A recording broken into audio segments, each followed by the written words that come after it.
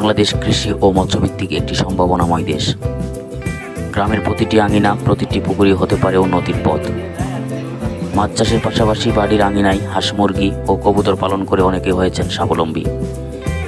এমনই একটি পারিবারিক সমন্বিত খামার করে তুলেছেন বলরামপুর গ্রামের আদর্শ সদর উপজেলা কুমিল্লার স্থানীয় বাসিন্দা আব্দুল মান্নান। আপনার নামটা? আমার নাম আব্দুল মান্নান। এই মাছ চাষ করতে প্রথম থেকে 20 বছরের মতো। আপনার নিজের খানা দানা খাওয়ার লাগিয়া আবার কিছু বিক্রি করবে এই আর কি।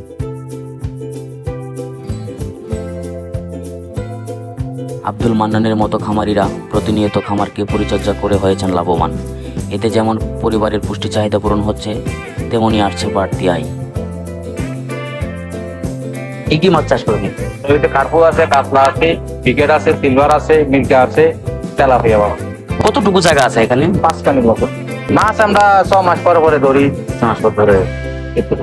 তো কি পরিমাণ মাছ আপনার এখানে? আমি হালাইছি প্রায় 30 মনের মতো মাছ হালাইছি। মাছ চাষের পাশাপাশি অন্য কিছু করেন? আবার গাড়ির ব্যবসা আছে। আবার তো কি মাছ চাষ কি সমস্যা হচ্ছে এখনো? না, আমার কিছু তেলাপিয়া মাছ হচ্ছে হালকা এত থেকে। যোগাযোগ করছেন?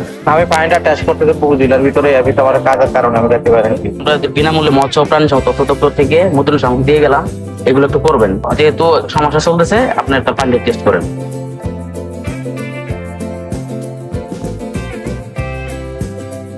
আব্দুল মান্নান বলেন, বাড়ির আঙিনা অযথা ফেলে না রেখে সেখানে যদি হাঁস, মুরগি, কবুতর পালন বা পুকুর করে মাছ চাষ করা যায়, তাহলে পরিবার যেমন উপকৃত হবে, তেমনি আর্থিক সচ্ছলতাও আসবে।